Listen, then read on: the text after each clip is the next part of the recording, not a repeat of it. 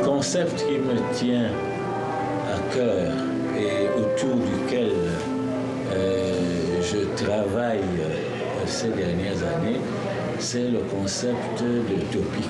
La topique, c'est la science des lieux communs, la discipline des lieux communs, qui consiste à partir de ce que les gens admettent, de leur propre discussion, d'y entrer en philosophe, non pas pour enseigner aux gens comment discuter, ce qu'ils doivent penser, mais d'élargir leur point de vue de manière à ce que les points de vue différents puissent s'échanger, se confronter, discuter ensemble.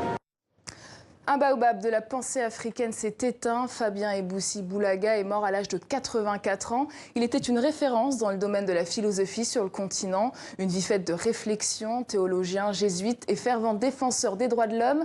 Ebboussi Boulaga a bâti une œuvre philosophique majeure. Et cet ouvrage, La crise du Muntu, paru aux éditions Présence africaine en 1977, nous lui rendons hommage ce soir avec Jean-Pierre Bekolo, cinéaste camerounais dont on vient de voir les images. Bonsoir. Et bonsoir. Alors pourquoi Ebboussi Boulaga est-il si important à vos yeux? Je pense que c'est par sa pensée d'abord, et puis surtout par le fait qu'il n'a vraiment jamais quitté le continent. C'est-à-dire que le travail qu'il fait, la crise du Muntu que vous avez évoquée, en fait, parle de cette question où l'Africain, d'une part, ne devrait pas, quelque part, être dans le mimétisme servile et à la fois ne pas être dans la nostalgie d'une Afrique passée. Donc, jusqu'aujourd'hui d'ailleurs, vous voyez que ce soit les Africains américains, que ce soit les Africains du continent, il y a toujours cette tentation de l'un ou de l'autre. Et lui, dès le départ, dès 77, d'ailleurs le texte était prêt en 74 déjà, dès le départ, il dit, il ne s'agit pas, il tourne le dos, disons, aux deux options. Et jusqu'aujourd'hui, on ressent qu'il y a encore ce conflit en nous, nous les Noirs, nous les Africains. Et comment vous êtes tombé pour la première fois sur son œuvre ? Vous savez, quand on étudie au Cameroun, de toute notre génération, quand on arrive en classe de terminale et qu'on étudie la philosophie, on entend ce débat entre ceux qui défendaient l'idée d'une philosophie africaine et ceux qui disaient la philosophie, c'est la philosophie. Et c'est Fabien Ebboussi qui disait il n'y a pas besoin de philosophie africaine, la philosophie, c'est la philosophie. Donc, c'est ce débat qu'on a entendu dès la classe de terminale et qui nous a animés et nous a portés toutes ces années. Et qu'est-ce que ça vous a marqué en tant que jeune Camerounais dans les écrits d'Ebboussi Boulaga? Qu'est-ce qui vous a touché en fait? Donc, ce que je veux dire, c'est que ce qui est important chez Ebboussi, c'est que en fait, nous n'avons pas besoin de revendiquer notre africanité quelque part. Et en même temps, nous n'avons pas besoin de considérer l'Occident comme quelque chose d'extérieur à nous. Donc, nous devons embrasser tout ça, en fait, de manière, avec beaucoup de, disons, pas de complexe, sans complexe, en fait. Je crois que Ebboussi, malheureusement, il n'est pas assez connu. Il nous donne cette assurance d'être nous-mêmes, malgré le colonialisme, en fait. Alors, ça vous a marqué, mais est-ce que c'était un phénomène générationnel aussi? Ebboussi, vu son âge, il a touché tout le monde. Moi, je pense au professeur Ambroise Combe, qui est d'une génération entre nous, et puis il y a nous, et puis il y a encore les plus jeunes. Je crois, moi, ces derniers temps, je le fréquentais beaucoup avec son fils, qui est un superbe musicien, et je voyais bien les jeunes qui venaient jouer de la musique, et lui qui était là, et toutes les discussions qu'on avait, et je crois qu'il a traversé toute cette époque. Alors Jean-Pierre Bekolo, vous avez fait un film de 4 heures sur un autre intellectuel très proche d'Ebboussi Boulaga, le Congolais Victor-Yves Moutinbé, qui nous livre son regard sur son alter ego camerounais. On regarde un extrait de votre documentaire Les mots et les choses. On s'est dit, nous avons un modèle qui est marginal parce qu'il n'est pas connu publiquement, c'est Ebboussi. Est-ce que nous pouvons comprendre ce qui se passe? Quel est le dessin de la pensée d'Ebboussi, les profils, les circuits? Vous pouvez regarder cette ligne. D'accord. Et le modèle, donc, c'est-à-dire qu'en tant que modèle, c'est ça qui m'intéresse. Modèle intellectuel. D'accord. Ouais. Il n'y en a pas beaucoup en Afrique. Qui vivent, en fait, hein, c'est ça. Alors l'un des chantiers de réflexion d'Eboussi Boulaga, ça a été d'interroger sur le devenir du continent après les indépendances. Par où fallait-il commencer, selon lui, pour construire ce nouveau monde ? Moi, je pense que c'est sur l'humain, sur l'être. Je crois qu'il a incarné. Il est resté face aux contradictions, c'est-à-dire il est resté sur le continent. Il a enseigné en Côte d'Ivoire, au Congo. Il n'est jamais parti, malgré le fait qu'il ne s'entendait pas avec le système dans lequel il vivait. Même l'université l'a rejeté à un moment donné. Donc, quelles étaient les contradictions dont vous parlez ? Je pense que ce qui est clair, c'est que c'est un libre penseur. Et je ne suis pas sûr que dans ce contexte-là, on peut être libre. Donc je crois que c'est très clair qu'il a assumé cette posture et a vécu justement en restant dans la droiture. Eboussi était notre boussole. On voulait toujours savoir ce que Eboussi pense face à une situation. Donc il était là, il était très généreux. Vous arrivez chez lui très modeste, mais la rigueur de la pensée était toujours là. Il était considéré comme un guide ?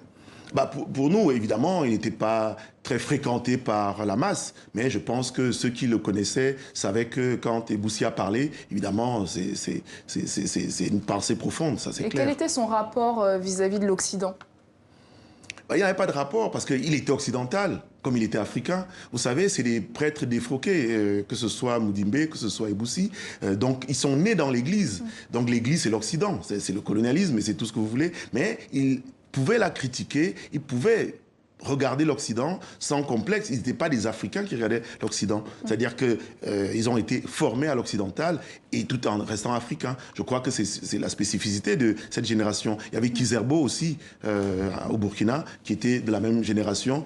Fabien Eboussi, Kizerbo et puis Mudimbe. Et il parlait d'autonomie face à la domination. Qu'est-ce qu'il voulait dire par là, par rapport à l'Occident ? Moi, je pense qu'évidemment, nous sommes des peuples colonisés et que, évidemment, quand vous lisez la crise du Muntu, cette attitude de rester des petits, des gens qui imitent, qui font tout à l'occidental et qui sont en retard, essaient de rattraper l'Occident, c'est très clair que le but était de s'affranchir, en fait, de cette domination occidentale et d'être nous-mêmes, en fait. Alors vous en parliez tout à l'heure, une des questions centrales qu'il a aussi traitées, c'est la crise de l'homme africain, une question qui traverse toutes les générations, vous l'avez dit aussi. Pourquoi son apport intellectuel est si singulier ? Qu'est-ce qu'il a apporté de plus ? Pas de plus, il faut connaître déjà ce qu'il a dit, parce que c'est ça le premier problème. Qu'est-ce qu'il a dit pour commencer ? Oui, non, je pense que la crise du Muntu, parce que peut-être les gens ne savent pas, le Muntu, c'est tout ce qui parle tout, c'est-à-dire le Bantou. Donc c'est un peu le noir donc, dont il parle. Et c'est vrai que je m'amuse à dire que quand vous regardez l'intérêt qu'a créé un film comme Black Panthers, c'est bien parce qu'il y a une crise. Vous voyez bien que le noir sent qu'il n'est pas...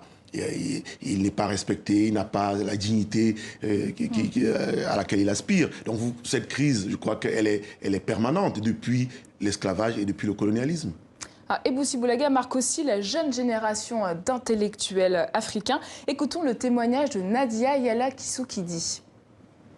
Alors moi, ce qui m'intéresse dans un premier moment, c'est de me montrer comment il existe toute une tradition de théorie critique au XXe siècle sur le continent africain, donc ce que j'appellerais une perspective africana, que je n'oppose pas, mais en tout cas que je décale d'une perspective décoloniale, qui n'a pas mobilisé le paradigme de la déprise pour penser la décolonisation, mais deux termes qui vous paraîtront peut-être une provocation, à savoir celui de la reprise, qu'on va trouver chez Fabien Eboussi Boulaga, ou encore, à travers un texte de Valentin Mudimbe qui s'appelle « Les corps glorieux des mots et des êtres », la colonisation du passé. Alors la pensée d'Eboussi Boulaga est très peu connue. Est-elle en train de retrouver un second souffle porté par ces jeunes héritiers comme Nadia ? Tout à fait, parce que justement, pendant les ateliers de la pensée organisés à Dakar, évidemment, elle a été plus soufflante parce qu'elle a démontré effectivement que dans les idées d'aujourd'hui, les idées actuelles, Fabien Eboussi et évidemment Mudimbe comptent beaucoup. Et moi, ce qui est intéressant aussi, il faut le dire, c'est qu'il y a un institut du Muntu qui a été créé à Yaoundé et Fabien Eboussi a laissé un héritier, c'est Parfait Akana, qui gère justement cet institut du Muntu. Donc c'est très clair que cet institut est censé identifier les chercheurs et les philosophes, jeunes philosophes, disons, qui vont prendre la relève. Donc je crois que c'est important de savoir qu'il y a quand même une jeune génération qui s'est intéressée à ce travail. Quel est son héritage aujourd'hui alors ? Bon, je pense que c'est ces jeunes-là, c'est ce travail-là qui va rester.